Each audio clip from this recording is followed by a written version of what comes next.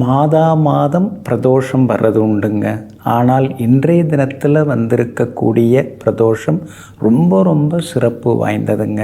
ருண விமோச்சன பிரதோஷம் அப்படின்னு இன்றைய தினம் இருக்கக்கூடிய பிரதோஷத்துக்கு ஒரு சிறப்பு இருக்குதுங்க. எல்லாருமே பயப்படுறது எதுக்காக? கடனுக்காக தான். கடன் பிரச்சனை அதிகமாகிடுச்சுன்னா கடனை பைசல் பண்ண முடியாமல் கௌரவ குறைவு, அலைச்சல், டென்ஷன் எல்லாமே உருவாகுதுங்க. இன்னொன்று என்ன நினைக்கிறாங்க?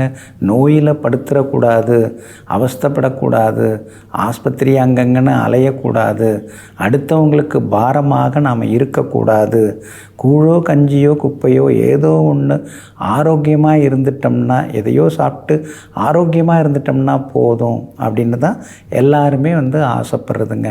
நோயற்ற வாழ்வே குறைவற்ற செல்வம். கடன் இல்லாமல் காவைத்து கஞ்சி குடித்தாலும் அது ஒரு கௌரவமாக தான் இருக்கும்னு பெரியவங்கள்லாம் சொல்லி வச்சுருக்காங்க. அப்போது இந்த நோய், இந்த கடன், இந்த ரெண்டும் இல்லைன்னா அந்த மனுஷன்தாங்க முழுமையான நிம்மதியான மனிதன். அவர் தான் முழுசாக நிம்மதியாக வாழ்ந்துட்டுருக்காரு அப்படின்னு அர்த்தம். மற்றவங்கள்லாம் முழுசாக வாழலை, அறகுறையாக வாழ்ந்துட்டுருக்கோம் அப்படின்னு அர்த்தம்.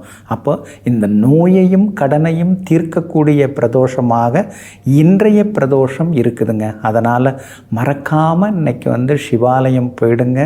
மறந்துடாதீங்க. மாலை நேரத்திலே எல்லாம் வல்ல சிவபெருமானையும் நந்தியம் பெருமானையும் இன்றைய தினத்தில் மறவாமல் சென்று வணங்குங்க. ஏன்னா இன்றைக்கி வணங்குறது மூலமாக நமக்கு ஆரோக்கியம், ஆயுள் அபிவிருத்தி ஆகும். நோய் நொடி உபாதைகள் ஏதாவது இருந்ததுன்னா அதெல்லாம் ஓடி ஒளிய ஆரம்பிச்சிடும் நம்மளை விட்டு.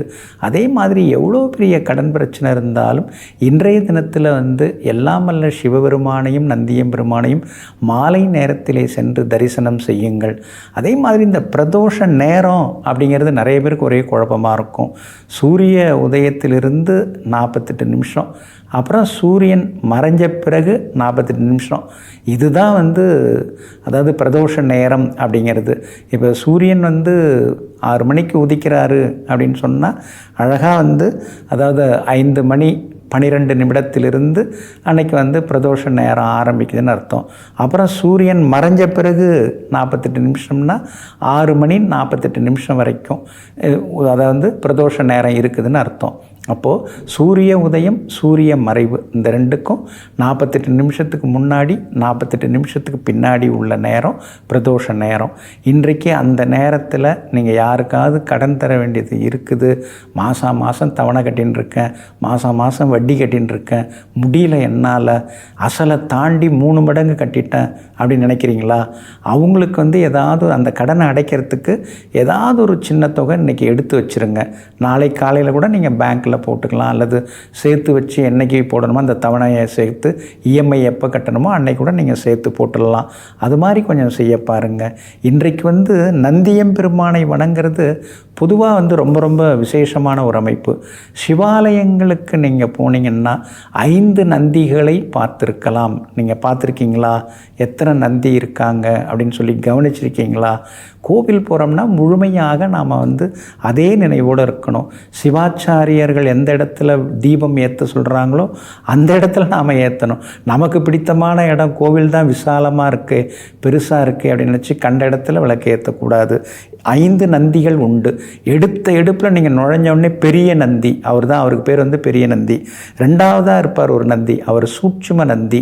3வதாக இருக்கிறவர் அதிகார நந்தி. 4வதாக இருக்கிறவர் அவதார நந்தி. 5வதாக இருக்கிறவர் கைலாச நந்தி. அவர் தான் சின்னவராக இருப்பார். அதாவது மூலஸ்தானத்தில் இருக்கிற மூலவர் ஆகிய சிவபெருமானுக்கு அருகில் இருக்கக்கூடிய நந்தி தான் இந்த கைலாச நந்தி. இவருக்கு ஏகப்பட்ட விசேஷங்கள் உண்டு. அந்த நந்தியம்பெருமானையும் சிவபெருமானையும் இன்றைய தினத்தில் நீங்கள் சேர்த்து வணங்கி பிரதோஷ நேரத்தில் வணங்குங்க. இன்றைய தினம் அதாவது தயிர், அதுக்கடுத்தது இளநீர், அதாவது நோய் விலகுவதற்காக இளநீர் அபிஷேகம், அதுக்கடுத்து கடன் கடன் விலகுவதற்காகவும் இளநீர் அபிஷேகம், தயிர் அபிஷேகம், இந்த ரெண்டுமே கொடுக்கலாம். நோய் விலகுவதற்கும் கடன் நீங்குவதற்கும் இளநீரும் தயிரும் இன்னைக்கு நீங்கள் கொடுத்தீங்கன்னா ரொம்ப நல்லதுங்க. அதனால் ருண விமோச்சன பிரதோஷ நன்னாள் ஆகிய இன்றைய தினத்திலே எல்லாம் வல்ல சிவபெருமானையும் நந்தியம்பெருமானையும் இன்றைய தினம் மாலை நேரத்திலே தவறாமல் வணங்குவோம். எல்லா வரங்களையும் பெறுவோம். நெஞ்சிற்கினியவர்களே, மங்கள வாரமாகிய இன்றைய நாள் உங்களுக்கு மகிழ்ச்சியையும் மன நிறைவையும் அள்ளித்தரும் சந்தோஷமான நாளாக அமையட்டும். மீண்டும் நாளை காலை சந்திப்போம். நன்றியுடன் உங்கள் ஜோதிட முனைவர் KP வித்யாதரன். வணக்கம்.